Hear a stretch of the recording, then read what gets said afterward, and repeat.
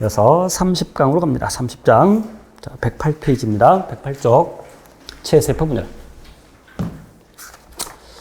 자, 우선 체세포 분열과 감수 분열을 전체적으로 윤곽 보고 갈게요.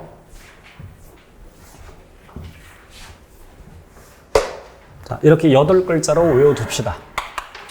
체이, 동체, 감사, 환생. 자, 핵상 2n인 모세포가 체세포 분열을 하면 핵상이 2n인 딸세포가 2개 만들어집니다. 자, 다시 볼게요. 체세포 분열을 의미하고요. 체이동체 할 때 체이동체. 체세포 분열은 딸세포를 2개 만든다. 동, 염색체 수가 같다. 왜 염색체 수가 같을까? 다시 볼게요. 자, DNA가 복제되어서 이렇게 염색체를 형성하고 중기 때 한 줄로 쭉 쓴다 그랬죠. 그럼 사람은 체세포 하나당 46개 염색체를 가지고 있지만 그 중에 2개만 골라낸 거고 2개 모양과 그냥 똑같은 걸 그냥 골라냈어요. 이름하여 상동 염색체 관계죠. 자, 아까도 설명드렸습니다만, 자, 분열을 하게 되면, 자, 편의상 1번, 2번, 3번, 4번 염색 분체라고 할게요. 그럼 1번 염색 분체와 2번 염색 분체가 떨어지죠. 또 3번 염색 분체와 4번 염색 분체가 나뉘어져서 서로 다른 세포로 가죠. 지금 무엇이 분리된 거냐면 염색 분체가 분리된 겁니다. 이렇게 복제되었다가 떨어집니다. 또 이렇게 복제되었다가 떨어집니다. 그죠? 그러니까 염색체 수가 그대로 유지가 되지. 그지? 염색 분체 분리. 암기가 아닌 이해를 하셔야 됩니다. 체세포 분열은 염색 분체 분리. 그러니까 모세포와 딸세포의 염색체 수가 같습니다. 그러니까 DNA 양도 같아집니다. 보세요. 이 녀석이 분열 전이라면, 그러니까 복제 전이라면, 복제 전에 크게 작아졌지만 그냥 이해하세요. 이렇게 있겠죠. 상동 염색체. 그럼 상동 염색체 한 개에 있는 DNA 상대값을 10이라고 합시다. 그럼 상동 염색체는 그래도 DNA 10만큼 있겠죠. 그럼 10이 복제돼서 20되고, 또 10이 복제돼서 20되고, 근데 20이 떨어져서 10, 10, 여기 10, 여기 10, 또 20이 떨어져서 10, 10. 그럼 세포 하나에, 딸세포 하나에 DNA 상대값 20, 여기도 20, 모세포 20. 되죠? 복제된 다음에 염색 분체가 떨어지니까 염색체 수도 일정하게 유지되고 DNA 상대값도 일정하게 유지되고. 그래서 동은 그런 뜻입니다. 모세포와 딸세포의 DNA 양도 같고 염색체 수도 같고 왜? 염색 분체의 분리가 일어나기 때문에. 그리고 체세포를 만들 때 아까 언급했는데요. 단세포 생물은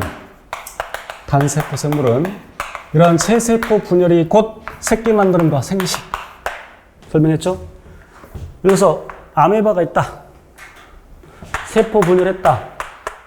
그럼 개체가 2개 만들어지는 것이죠. 이제 얘는 없는 거고. 되죠?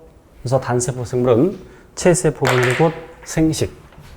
사람과 같은 다세포 생물은 발생 과정이죠. 조심할 것은 왠지 느낌이 발생 과정이 감수 분열일 것 같지만 발생이라는 것은 수정란으로부터 시작해서 어린 개체가 만들어지는 과정을 발생이라고 하는데 이 과정은 체세포 분열입니다. 수정란의 핵상은 2n이고요. 체세포 분열. 정자, 난자 만들 때 감수 분열 다 끝난 겁니다. 그래서 체세포 분열을 통해서 발생, 그리고 몸이 자라는 생장, 그리고 상처 났을 때 재생, 이렇게. 자, 감수 분열은 하나의 모세포가 연속적으로 2번 분열합니다. 자, 그런데 첫 번째 분열에서 염색체 수가 반으로 줄어듭니다. 또 다시 볼게요.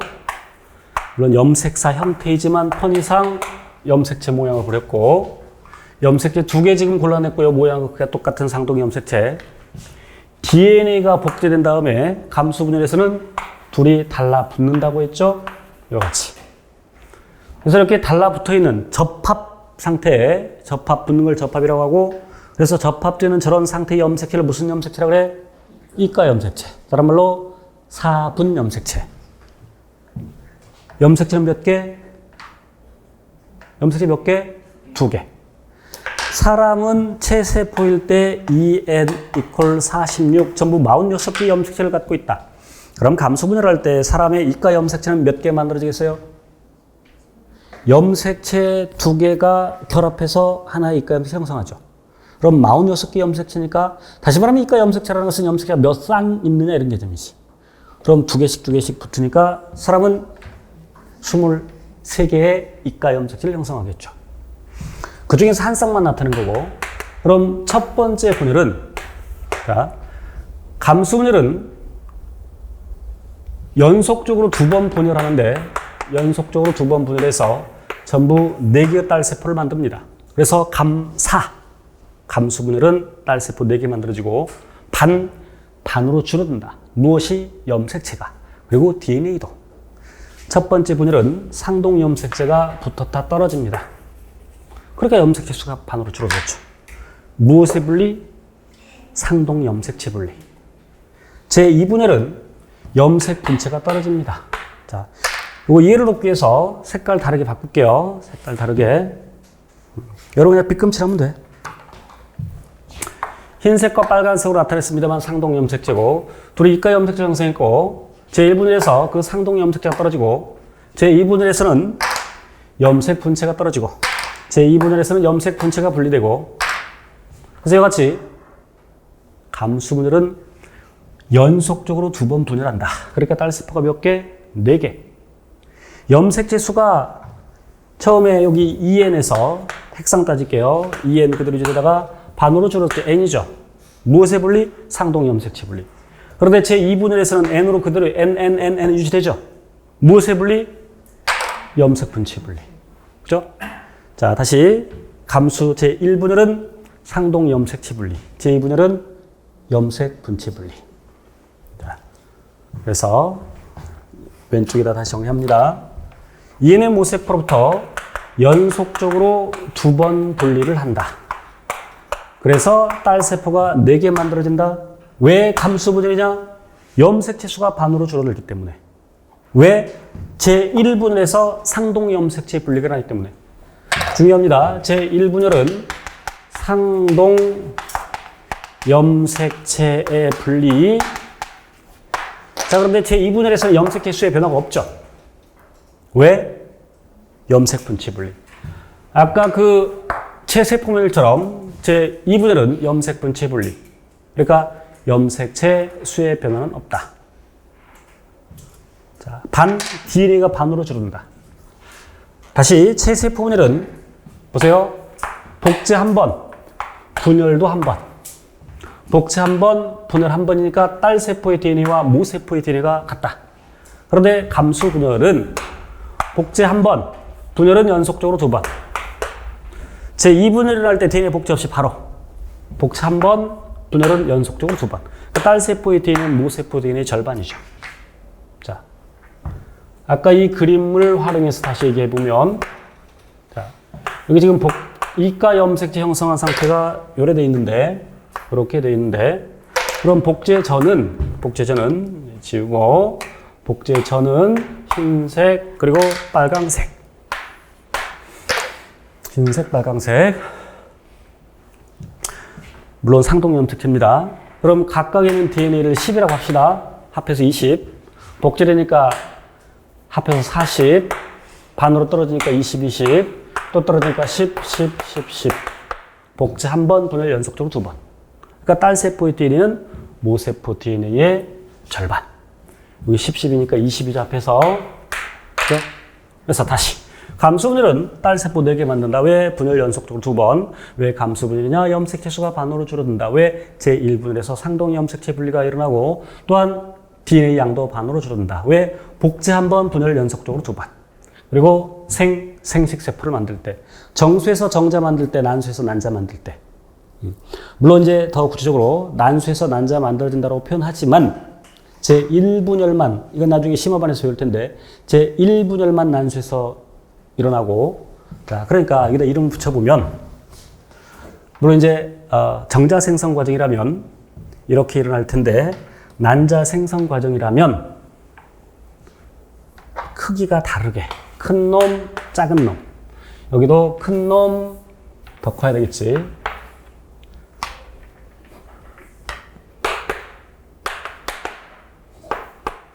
이렇게. 어쨌건 여기 핵상이 2n에서 2n 유지 n, n 그리고 n, n, n, n. 자, 이때 난자 생성 과정에서는 얘를 난원세포라고 합니다. DNA를 복제하면 제1난모세포라고 합니다. 자, 더 구체적으로 제1난모세포는 약간 깊이 들어가는데 감수 1분열 전기 상태고요. 태아일 때 만들어집니다. 엄마 뱃속에 있을 때 다 만들어져. DNA 다 복제해. 그리고 이렇게 조금 커다란 세포를 제2난모세포라고 하고요. 작은 세포를 제1극체라고 하고, 제2난모세포는 감수 2분열 중기 상태로 배란이 일어납니다. 난자를 배출한다는 뜻이죠. 우리가 난자라고 얘기하지만 배란되는 단계는 제2난모세포. 배란이라는 것은 난소 밖으로 난자가 나간다. 그러나 제2난모세포. 자, 그리고 이 녀석 난세포. 그리고 이 세 개를 제2극체라고 하는데, 아까 정자 생성 과정에서는 만들어진 4개의 세포가 다 똑같습니다. 그러니까 아까 모세포 안으로부터 정자가 매번 4개씩 만들어져. 그러나 난자 생성 과정에서는 모세포 한 개로부터 난자 실은 하나 만들어진 셈이야. 만약에 여기 4개의 난자가 만들어진다면 이 난세포보다는 크기가 작고 요 제2극체보다는 크기가 좀 더 크겠죠. 그럼 사람 매번 몇 쌍둥이가 만들어지느냐? 다 죽는다. 태반이 형성되면 그때부터는 모체로부터 양분과 산소 공급받을 수 있죠. 특히 양분 받을 수 있지만 그 태반 형성되기 전에 필요한 양분은 전부 어디 있어야 돼? 난자가 가지고 있어야 되죠. 근데 이렇게 난자의 크기가 작아지면 양분이 부족해서 발생이 진행되다가 곧 멈추고 다 죽습니다. 그래서 양분 쉽게 말하면 몰빵하는 거죠. 한쪽으로 양분을 몰아주는 거야. 그래서 우리가 정수에서 정자 만들어질 때, 난수에서 난자 만들어질 때 감수분열이 일어난다고 표현하지만 더 구체적으로 난자 생성 과정에서는 제1분열만 난수에서 일어난다. 제2분열은 난수 밖으로 나온 다음에 정자 침입 후에 제2분열이 일어난다. 수정되는 장소는 수란관인 거 아시죠? 나팔관, 수란관. 그래서 수란관에서 제2분열이 일어나는 겁니다. 되겠죠? 자, 그럼 우리가 이런 것도 생각해 볼 수 있어. 조금 깊이 들어간 겁니다만. 그럼 태반 형성되지 않은 동물들은? 사람의 경우에 난자가 굉장히 작죠. 그렇지만 이제 태반 형성될 때까지 필요한 양분이 들어있어야 되고, 태반 형성되면 모체로부터 양분을 공급받아. 그런데 태반이 형성되지 않은 동물들은 발생이 진행되는 단계, 발생 진행 과정에 필요한 양분을 지가 모두 다 가지고 있어야 되죠. 그럼 난자가 더 커야 되죠. 달걀, 타조알 이런 것처럼. 됐죠? 태반이 형성되지 않은 동물은 몸집에 비해서 상대적으로 몸집에 비해서 난자가 크다. 알이 크다. 자, 그리고 이제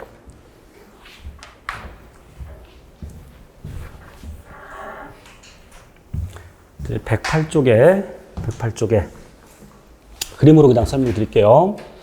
자, 전기 때 핵막과 인이 사라집니다. 지금 그 간기는 인이 보이죠?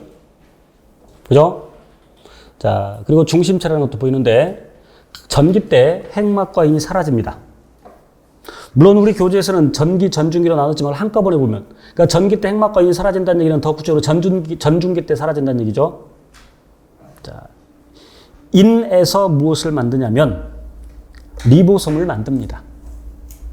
그런데 분열기 때 인이 사라진다는 얘기는 리보솜 안 만들어진다는 얘기죠. 여기 잘 해석해야 돼요. 리보솜에서 무엇을 만든다라고 했어요? 단백질. 리보솜에서 단백질 합성한다. 그런데 분열기 때 그 리보솜을 만드는 인이 사라진다. 라는 의미는 분열기 때 단백질 합성이 된다, 안 된다? 안 된다. 이게 중요해요. 자, 그래서 더 구체적으로 이제 전중기 때 핵막 사라집니다. 그리고 이제 그 전기 때 방추사가 형성되기 시작하죠.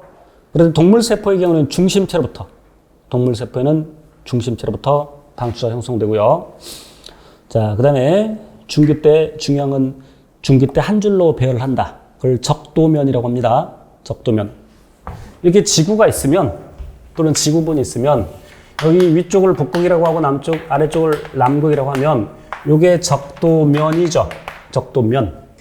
그럼 적도면에 배열한다는 얘기는 이렇게 염색체가 한 줄로 쭉 늘어선다는 얘기야. 그렇다면 우리 교재에서는 그것을 이렇게 회전시켜서 나타냈죠.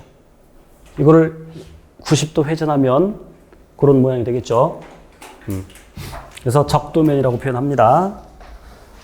그리고 이제 후기 때 염색 분체가 양극으로 이동하죠. 이해되지? 이 그림에서 보면 지금 이렇게 갈라진다는 얘기야. 여기 보세요. 이렇게 양극으로 이동한다. 염색 분체가. 그 염색 분체를 양극으로 끌고 가는 것이 아까 누구라고 그랬어? 방추사. 그래서 후기 때 양극으로 끌려가고 말기 때 전기랑 정반대. 말기는 전기랑 정반대. 그래서 원래 상태가 다시 되는 거죠. 핵막과 인이 다시 나타나고 등등. 방추사 사라지고 다시 중심체가 나타나고.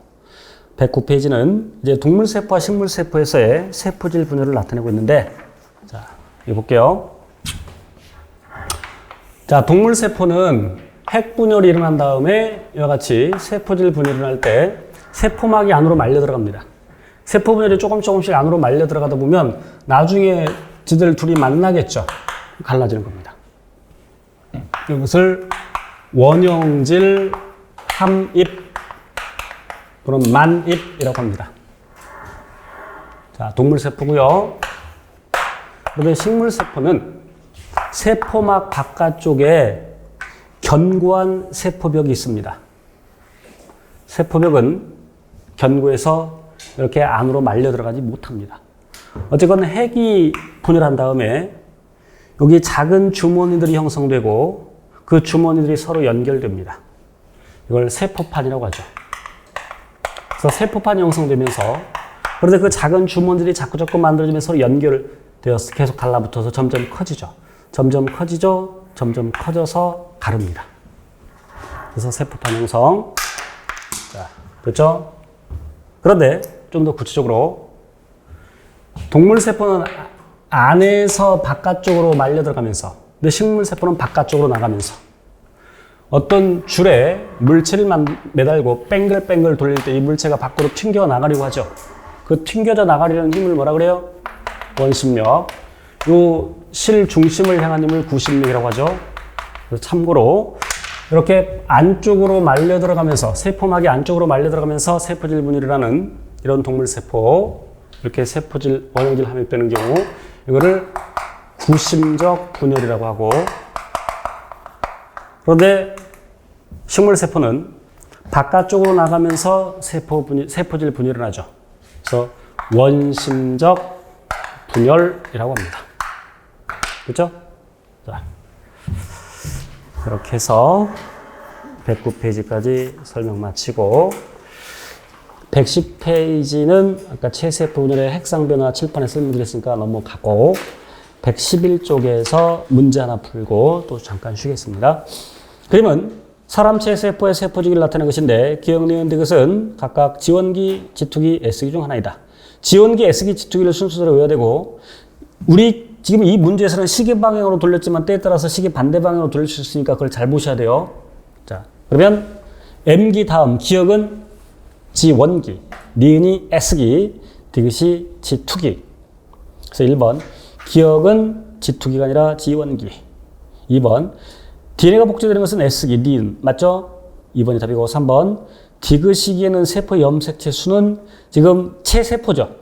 체세포 분열입니다. 그러니까 N이 아니라 EN. 실은 이런 표현 자체가 잘못됐죠. 염색체 수를 n이라고 하지 않죠. 그냥 핵상이라고 표현해야 되죠. 그렇지만 이렇게 나타내도 무슨 말인지 알겠죠? n이 아니라 2n.